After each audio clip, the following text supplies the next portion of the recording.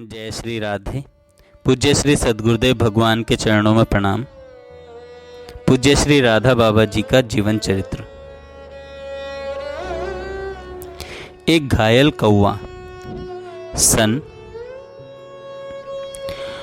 1970 ईस्वी की श्री राधा अष्टमी के कुछ दिनों बाद की बात है। बाबा के शौचालय के पीछे एक कौवे को बंदरों ने नोच डाला। उसकी छाती पर, गर्दन में एवं पीठ के पिछले भाग में गहरे घाव हो गए। उसका एक डैना टूट गया। प्रातःकाल बाबा जब शौच के लिए उधर गए तो उन्हें यह कौवा दिखाई पड़ा। जीव मात्र को भगवत स्वरूप मानने वाले बाबा कौवे के कष्ट से पीड़ित हो उठे। वे उसके उपचार में लग गए। सेवक गण जुट गए। कौवे को उठाया गया। उस पर थोड़ा गंगा जल डाला गया जिससे उसके घावों पर लगी हुई मिट्टी धुल जाए, पानी के कारण उसमें ताजगी आ जाए और उसकी बेहोशी दूर हो जाए। गंगा जल से धोने से कौवा कुछ होश में आया। डॉक्टर चक्रवर्ती, जो भाई जी के पारिवारिक चिकित्सक हैं, उनको फ़ोन किया गया। वे तुरंत घर से चल पड़े। घर से चलने से पहले उन्होंने बताया उसे कोरमिन की 15 बूंद थोड़ा ग्लूकोज एवं जल दे दिया जाए। तीनों चीजें मिलाकर चम्मच से उसके मुंह में डाली गईं।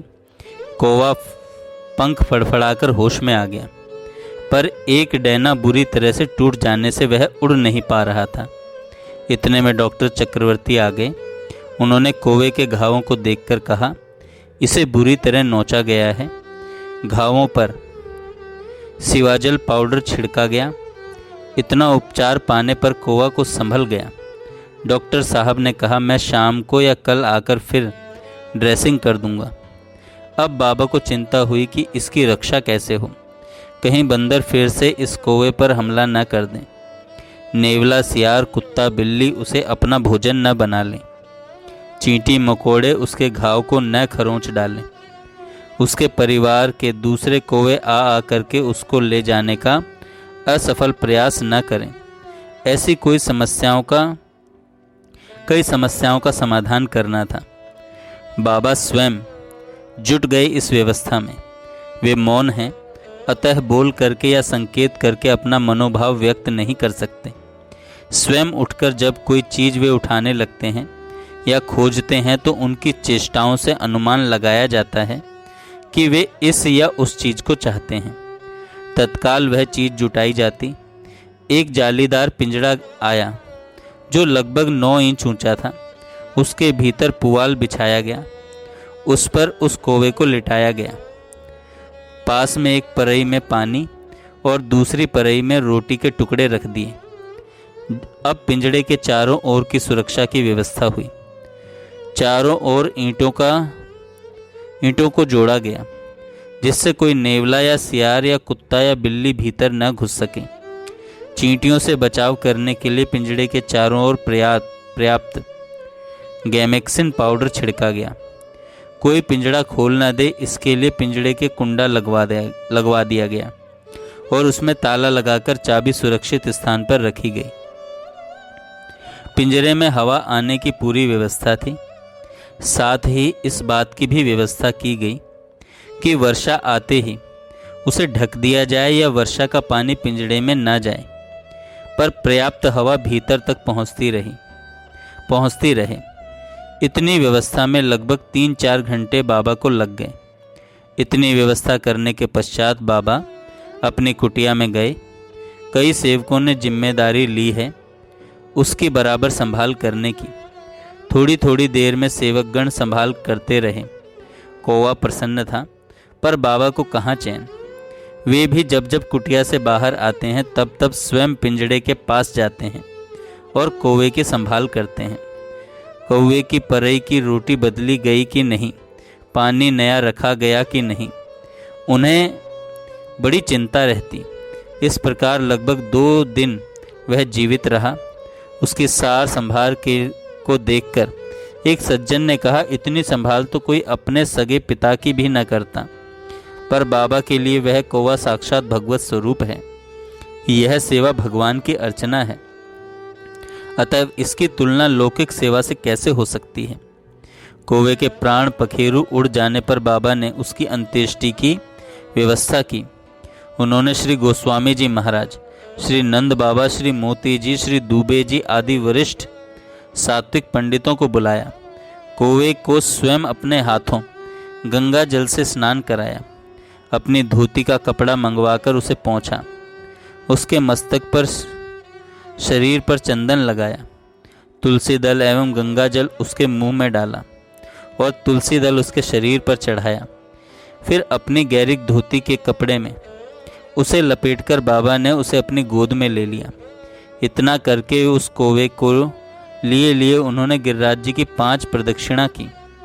इसके बाद उन्होंने पंडित समाज के साथ कीर्तन करते हुए अपने शौचालय के सामने, जहाँ वे इससे पूर्व कई जीवों को समाधि दे चुके थे, उस कौवे महाराज की समाधि दी। जमीन को गहरा खुदवा करके और चारों ओर से ईंट लगा करके बीच में उसके शव को रखा गया तथा पुष्प आदि रखकर उसे मिट्टी से ढका गया। इस प्रकार कीर्तन के साथ उसकी अंत्येष्टि संपन्न हुई। अब सब पंडितों को सचैल स्नान करने का आदेश हुआ। ऐसी अंत्येष्टि के द्वारा बाबा ने प्यार का एक ऐसा अनुपम आदर्श उपस्थित कर दिया जिसकी स्मृति मात्र से हृदय पवित्र हो जाता है। भगवदीय प्यार क्या वस्तु है, उसकी कुछ झलक इस प्रसंग से मिलती है।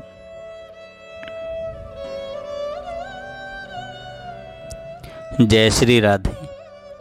अगला प्रसंग, पूज्य श्री भाई जी का इस धराधाम से जाना। कैसे पूज्य श्री भाई जी इस धराधाम से गए, इसका विवरण आप सभी बताइए। या तो संक्षेप में दूं या फिर पूरा अच्छा विस्तार से सुनाऊं। अगर विस्तार से सुनेंगे तो बहुत लंबा है। आप सुनने के इच्छुक हैं तो कमेंट ज़रूर कीजिएगा। जय श्री राधे।